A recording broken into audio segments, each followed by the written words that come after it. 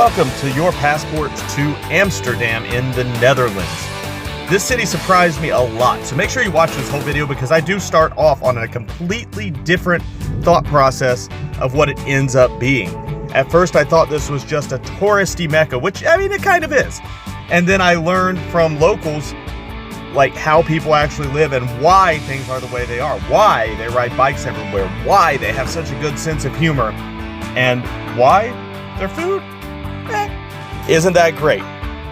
But so many things are great, so stay with me and enjoy this, your passport to Amsterdam.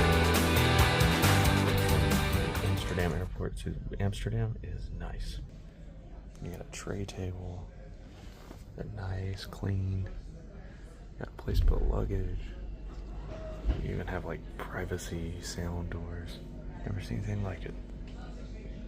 I'm in Amsterdam today. I was here last night too, so I have some thoughts.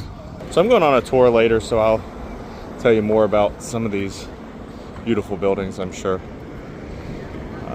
There are quite a few of them. Also, some of the buildings that are just like, look like they're about to fall over. Like this one, for example. It's very strange. I mean, there's crooked doorways and everything. Never seen anything like it. But, yeah, so this is the most touristy city I've ever been in outside of the States, including Cancun, I think. I don't know, it's probably tied with Cancun. It is only tourists here. Like, English is the first language, even though we're in the Netherlands. Technically, Dutch is the first language, of course, but everyone talks to you in English. They don't expect you to know anything else. I feel kind of bad. But, I mean, as you can see, like chain restaurant, you know, gift shop. That's the whole city. I walked, 10 miles around the city last night. And look, there's a lot of fun bars. I found a good karaoke spot last night. It was fun. But it is like all bars, sex shops, smoke shops, coffee shops, which if you don't know, a coffee shop doesn't mean coffee shop, it means a marijuana store.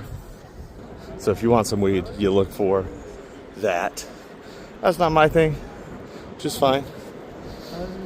But, I mean, every single alley in here, every single street is like, let's go out, let's party.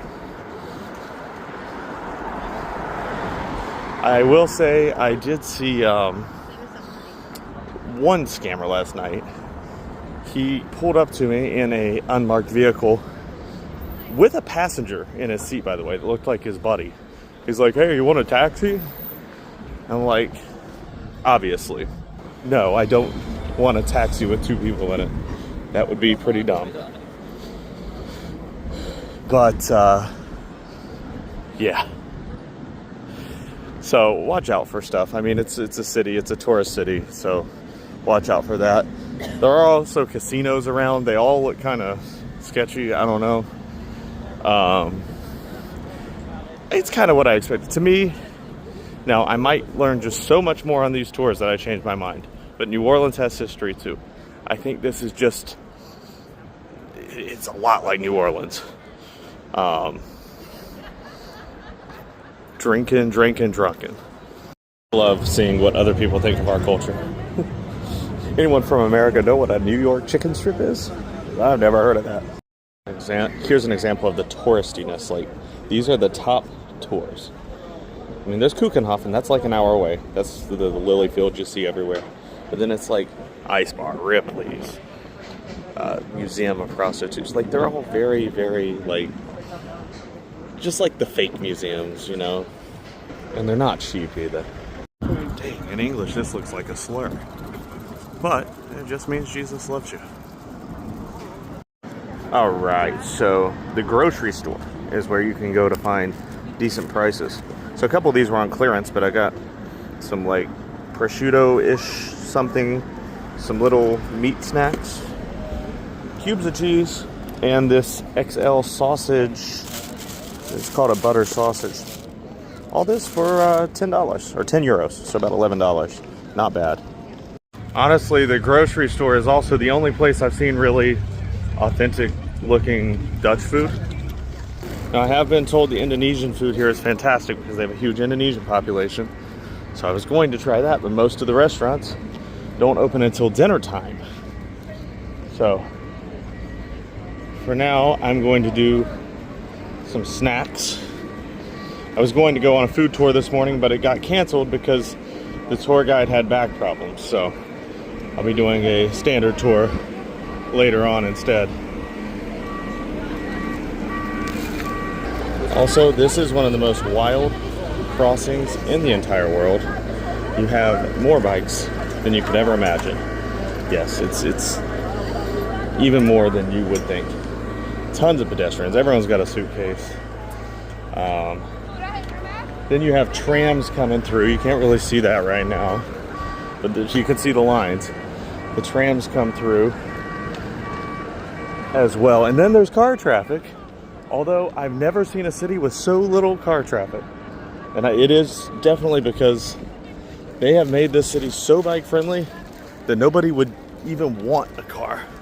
Pretty much every vehicle driving is either a taxi or a police vehicle or like a repairman or delivery person. Like, they're driving for work because they have to. They are not, you know, not doing it just for fun, not taking a leisurely drive around Amsterdam. Which is nice for pedestrians. You just really have to watch for the bikes. I think that's common knowledge when you come to Amsterdam, but you really got to watch because remember, you can't hear a bike.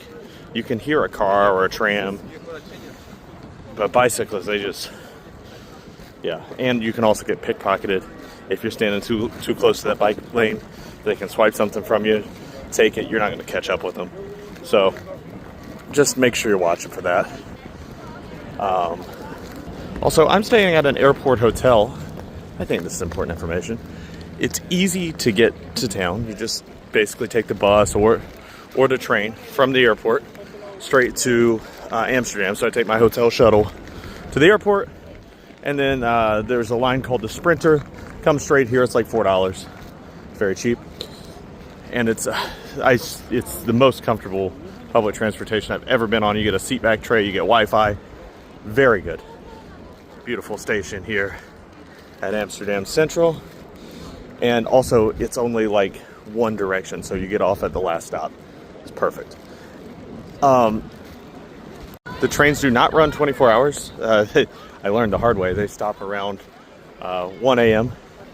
I was coming back around like 1:30. There are buses, though, that run all night, or at least, till like 3 or 4 in the morning. So I think it's completely overnight. So you're fine there. If you are near the airport and you need to get a ride that's not public transportation, you are talking $40 for an Uber, and that's not including airport fees because that's to the hotel, or $70 plus for a taxi, and that's for a 20-minute ride. Fuel is about $12 US per US gallon. So it puts it into perspective as to why they have to charge so much. It's also not a cheap city to start with. So yeah, it adds up real fast. Take the public transportation. It is as safe and clean as I've seen anywhere in the world. And everybody else is also taking it. You're not going to be the only one.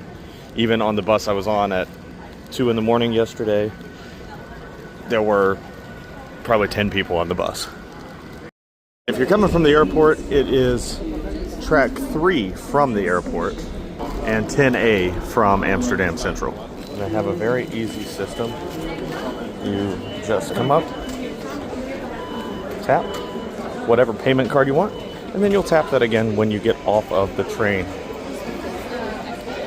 It's not nearly as grand of a station as what they have in England, but they have some options to buy some stuff. They love their KFC here. There's KFC on every corner. And I'm now going to get on the train and head back to the hotel, have my lunch, because my tour is not till 4 o'clock now, so I'm just going to relax, sleep in a bit, take a nap. Amsterdam is also known for their vending machine hot items. And these are reasonably priced. All deep fried stuff. That's what they like here. It's hard to find food that is not deep fried. Unless you're getting like New York pizza. Also, I'm doing really, really well. They have a Nutri-Score. And both of these are E's. The cheese doesn't have it on there. Maybe it's just like processed foods that have it. But yeah, and whatever Bitter Living is, I got 1 star on both of those too. But you know what? Tastes good. Here are some things I love about solo traveling. I just finished 4 days of solo traveling in Europe, from London to France to Belgium to Amsterdam. If you haven't seen it, I've got a bunch of videos and more coming out. And I've got a friend joining me now, which is great. I love traveling with friends too. My wife's joining me next week, and I love doing that. But the things I love about solo traveling: 1, if you make a mistake, there's no one to get mad at you. So like today, I caught a bus that was going the wrong direction. I caught another bus back. Or last night, I missed the last train out, so I took a bus. I figured it out, but there's definitely a benefit. You can eat what you want, when you want. You don't have to worry about anybody else's needs.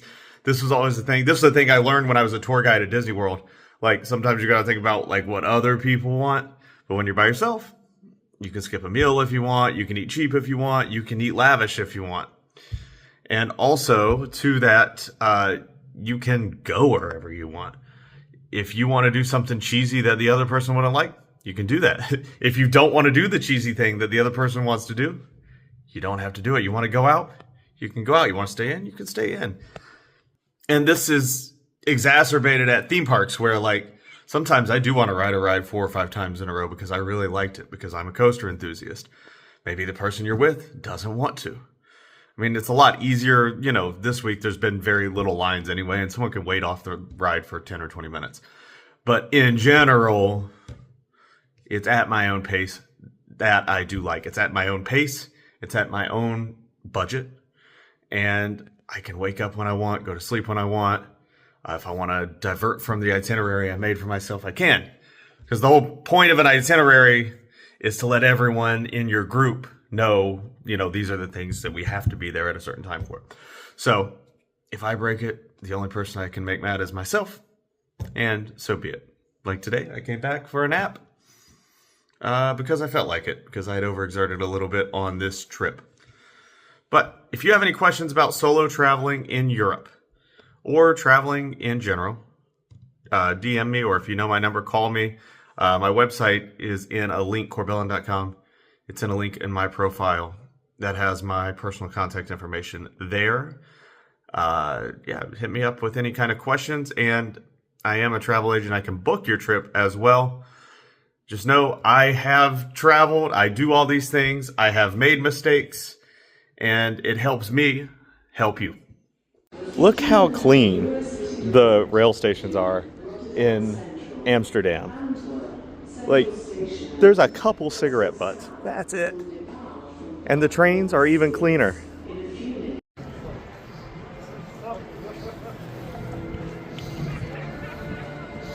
This is the wildest vending machine. This is just in a bathroom at a bar. World War II monument. So this Royal Palace is actually an empty building. It used to be jails on the bottom, town hall on top. The French took over and called it home, even though no one in the Netherlands actually wanted it to be. So now it's an empty building, and they technically have a king that they don't respect as a king, and he doesn't rule anything. So that's interesting. Wall here, right? That point, Amsterdam, just a few thousand people, right? Super small, right? But then it's very quickly expanded. I also found out why the houses are tilted here. One, some of these, if they have the hook on top, they're tilted forward so that you don't bang the windows when you're moving stuff using a pulley. But the ones that are just crooked and appear to be falling apart, well, that's what it is. Their foundation is sinking. The foundation here was all made of basically wood, and it's submerged in water, so when the water level goes down, it rots a little bit, the house sinks a little bit. Fascinating. Here's a good example of that right here, where the houses are leaning in toward each other. The graveyard of bikes. They still have the medieval castle, or the medieval fortress intact. It used to be a walled city. You never knew that. No peeing in public. It's illegal. Going to Wijnenfucking, the original Geneva distillery in Amsterdam. And yes, that's the proper pronunciation. Nee, die kan niet. Voor mij heb je old battery. Here we go and go.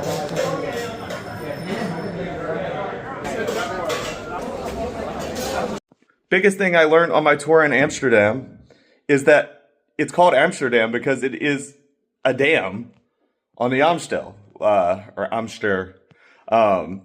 You're actually on a dam. Like they said we call it the dam square in English. They just call it the dam. You're standing on top of the dam that stops the city from flooding.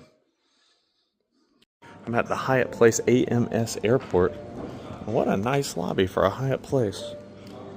Very nice. One interesting thing is they do have a shuttle, but it does cost €8.50 to take in. You have to schedule it. It's good to know. Okay, so if you're a Discoverist or above, the shuttle is free to the airport. However, if you're booking with points, you do not get the normal Discoverist breakfast credit that you do in the States. They do have a cafe and lounge open until 10 or 11. They serve lunch and dinner. Express check-in. And yeah, it looks like it's maybe a buffet.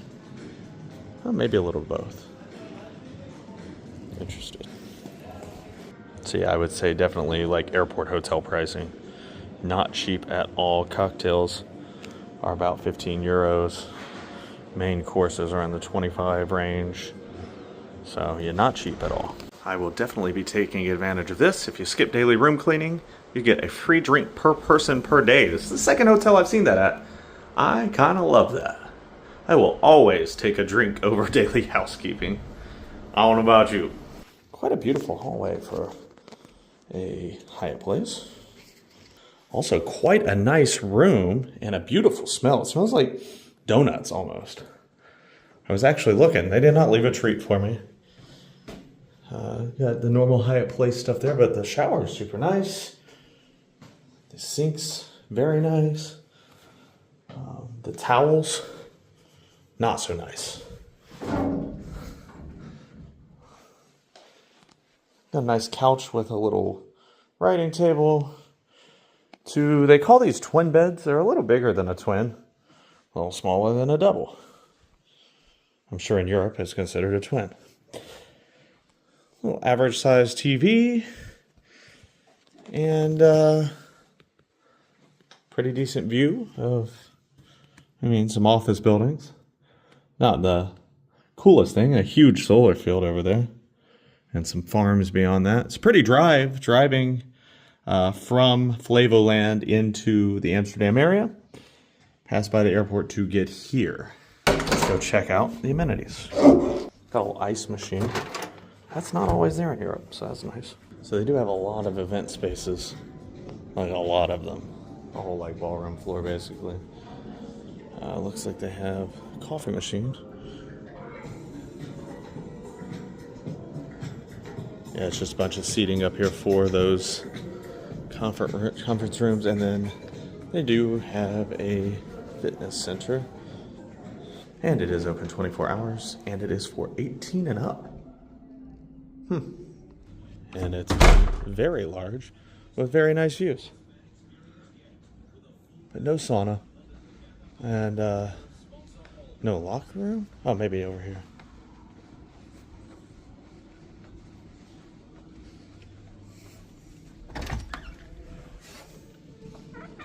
Yep, that's it. Just workout equipment. Unfortunately. I'll take free water anyway. That's about it for the Hyatt Place Amsterdam Schiphol Airport. One of the funniest things I learned about Dutch people here in Amsterdam is that their last names are ridiculous by design. Some of them are normal, but originally their last names meant that they were a baker, or that they were a barman, or that they were a blacksmith, or whatever. And that was just their last name. Then France came and tried to take over. And France told them they all have to have last names so that they can tax them right. So they had to have a family name. And they trolled this king so hard to where still today they have last names that mean born naked, all my children, little shits, literally. Just the most outrageous names. Some of them are just from wherever, von Amsterdam or whatever. But some of them are, just look up lists of funniest Dutch last names. You're welcome. Thanks for watching. This has been your passport to Amsterdam. This is your passport to the world. I'm Corbin. Until next time.